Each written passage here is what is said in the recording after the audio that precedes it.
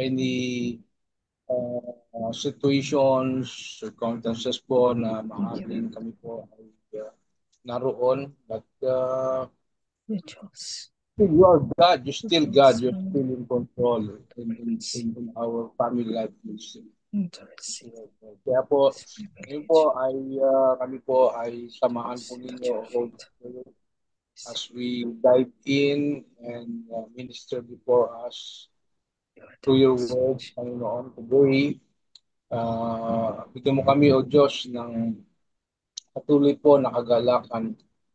Ang mga salita mo, O Diyos, is not just to give us inspiration, instruction, information, revelation, but Lord, ang salita mo ang magbigay ng transformation sa buhay, binabago ang aming buhay, sa aming paglilingkod sa inyo at sa amin.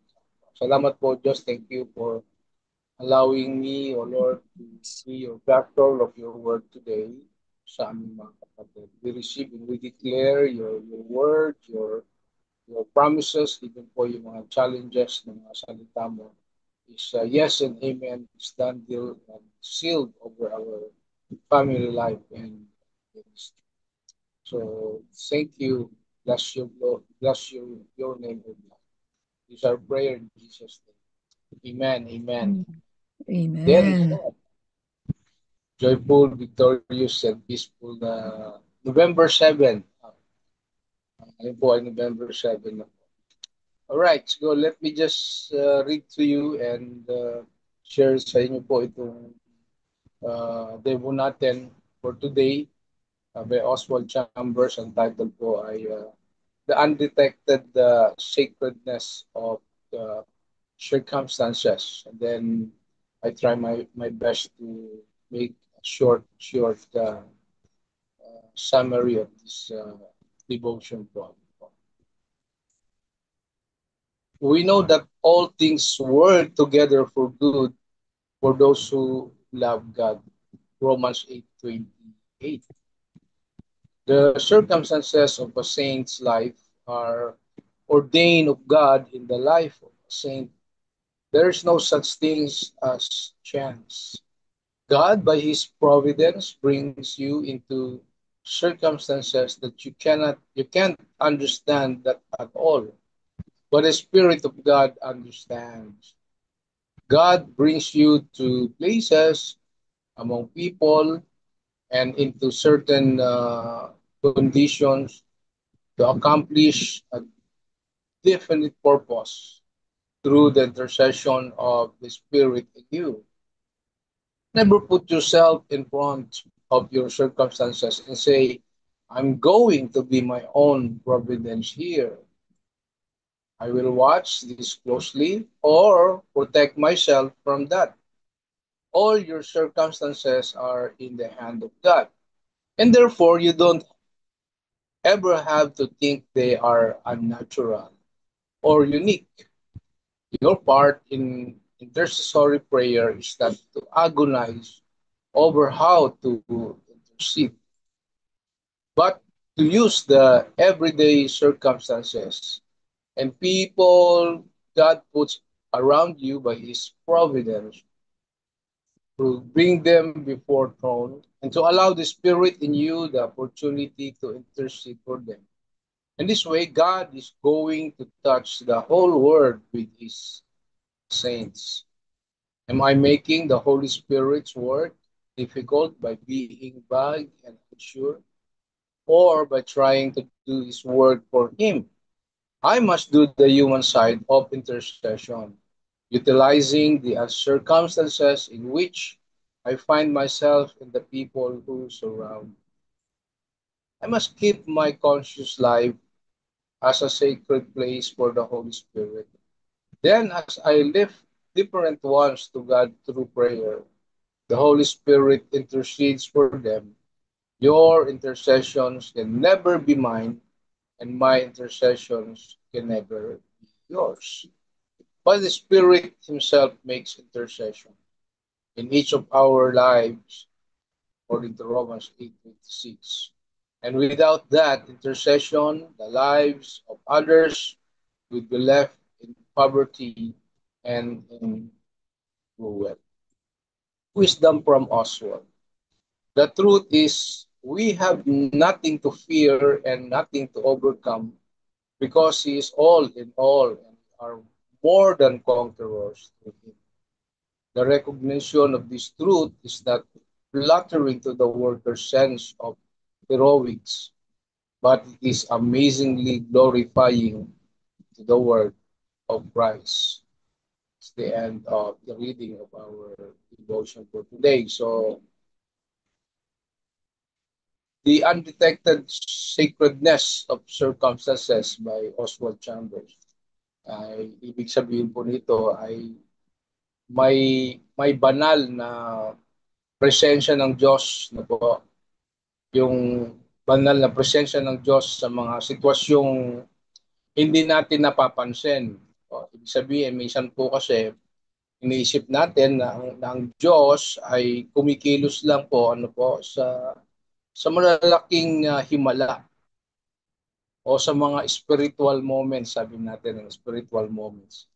Pero ayon po kay Oswald Chambers po sa ating reading kanina, bawat pangyayari po sa buhay natin, buhay ninyo, buhay ng ating pamilya, buhay ng iglesia, kahit ordinaryo o mahirap, meron pong sinasabing holy purpose. Ano, may banal na layunin. So, kaya po itong devotion natin, no, Chambers reminds us that God is always at work behind the scene. Wow, amen. Ano? God is always at work behind the scene.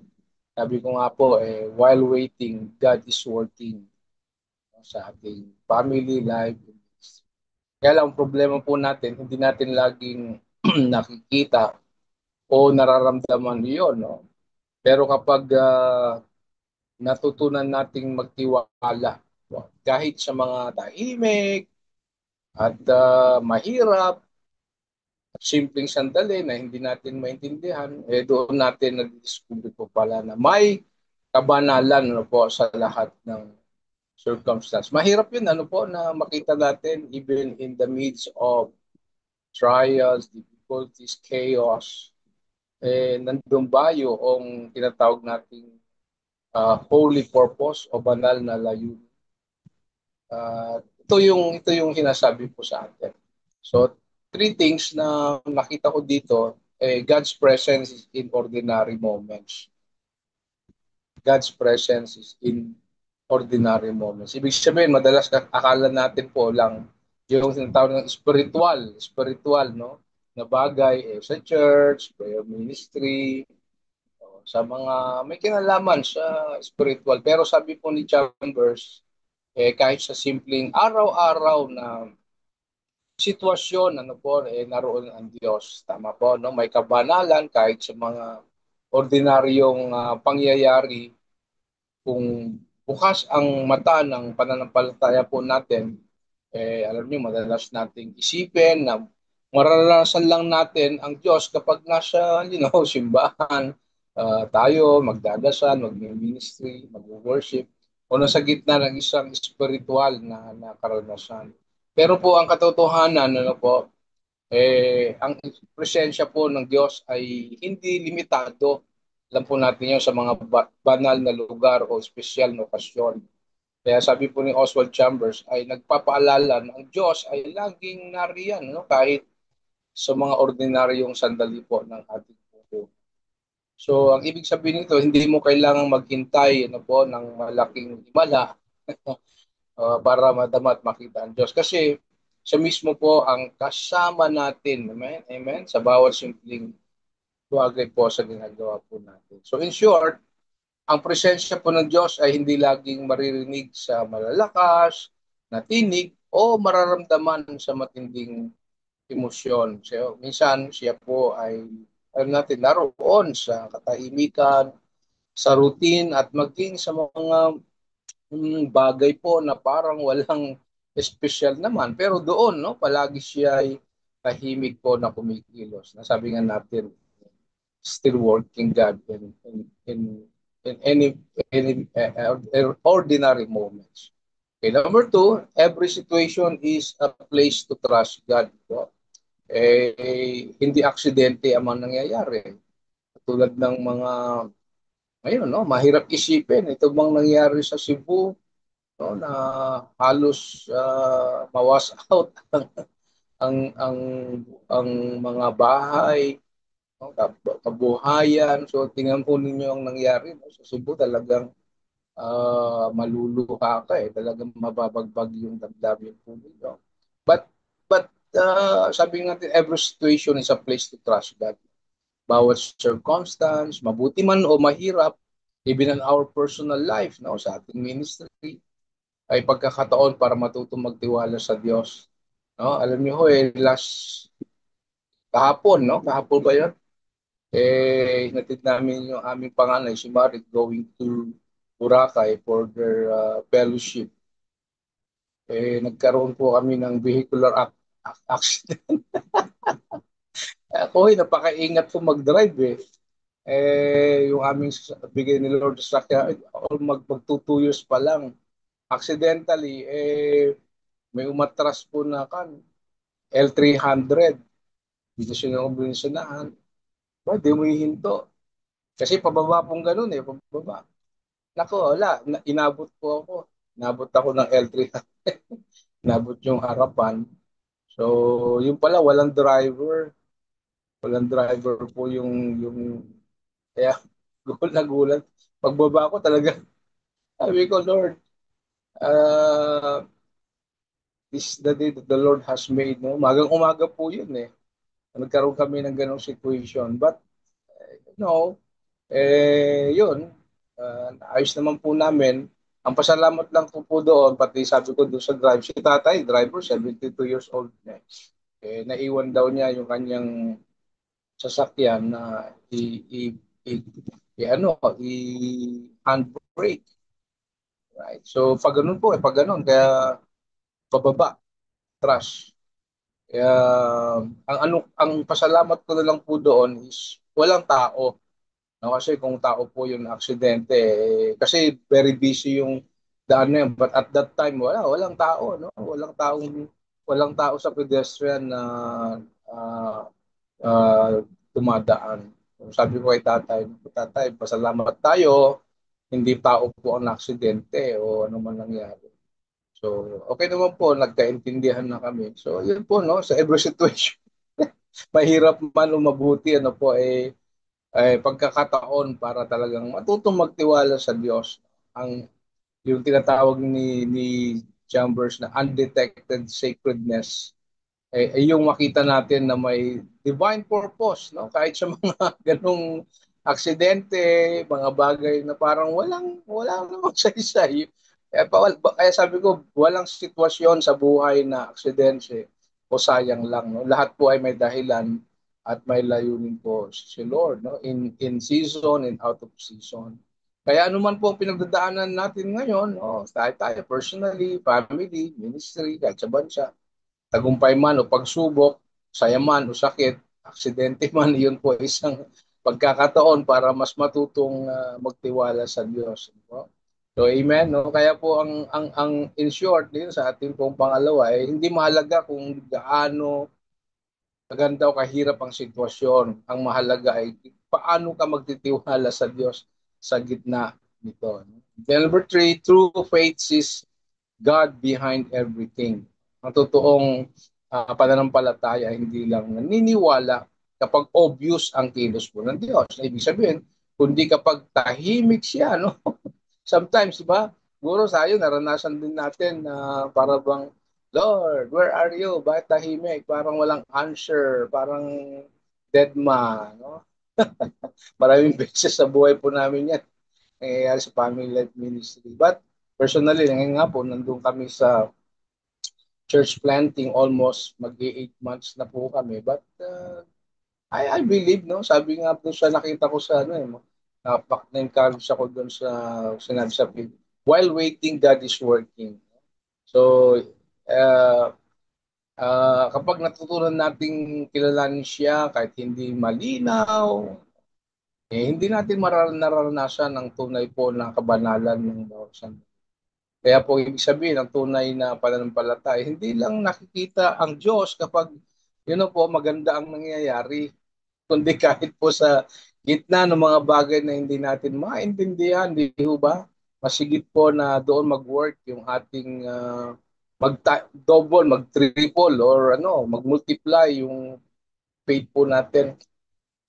So, alam natin, ano po, sa mga situation natin, minsan parang tahimik siguro, parang walang sagot, no? Walang milagro, walang miracles, walang malinaw na direction. Pero, again, sabi po ni Oswald Chambers sa ating devotion, kapag totoo ang pananampalataya po natin, makikita po natin na kahit po sa likod ng kaguluhan, mga mga circumstances, situation, ang Diyos po ay alam natin kinikilos pa rin po. So faith doesn't just see what's happening. It sees who's working behind what's happening. Wow, di ba? So faith doesn't just see what's happening. It sees who's working. Sino ba ang kumikilos, no, behind what's happening sa ating buhay. So, in short, no, itong ating pangatlo, ang tunay na pananampalataya po ay may mata ng pagtitiwala, hindi lang po ng pakiramdam. Nakikita nito ang kamay ng ating Diyos kahit hindi po siya nakikita ng ating mata, at naniniwala po tayo na may ginagawa siyang mabuti sa bawat mga nangyayari, pangyayari at mangyayari pa po sa ating pamilya, buhay at ministry, maging sa ating bansang Pilipinas. So, iwanan ko po itong ating takeaway sa ating pong devotion for today. Sabi po dyan, ay nawala. Yun. Sabi po dyan, we often look for God in miracles or in grand experiences. But the truth is, He is with us in the simple events of everyday life. Every situation, no matter how small or difficult, has a divine purpose. So, kapag ang puso po natin ay laging nakatuon sa Kanya, walang ordinaryong araw sa ating Diyos. Kasi bawat sandali po ay pagkakataon para maranasan ang presensya po ng Diyos. Thank you for letting me share the undetected sacredness of circumstances by Oswald Chambers.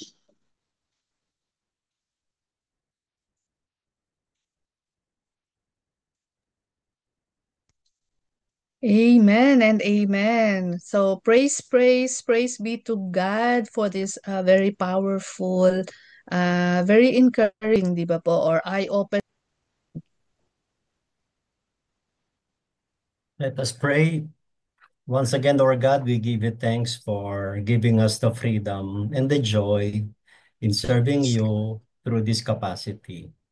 We thank you, Yes, Lord God, for thy servants who continually offer their lives, gifts, and talents like Pastor Edric and his wife, Maribeth. And for yes, everyone, oh Lord God, who are always taking time, making time to be part of this worthy spiritual undertaking. We thank you, Lord God, for your ministry of the Holy Spirit, Lord God, because we know whether we are in a difficult situation or not, you're always there to guide us and help us. And so, Lord God, as we continue our days, those who are beginning their days, oh Lord God, we trust you that you will be with us, for you are our Emmanuel. For this is our prayer with much gratitude, faith, and hope in Jesus' name. Amen. Let us amen. receive the benediction according to 1 Thessalonians chapter 5, verses 23 and 24. It says, may God himself, the God of peace, sanctify us through and through. May our whole spirit, soul, and body be kept blameless at the coming of our Lord Jesus Christ. For the one who calls us is faithful, and he will do it. Amen and amen. Amen, Amen. amen. Shalom, everyone. And thank you po. Thank you,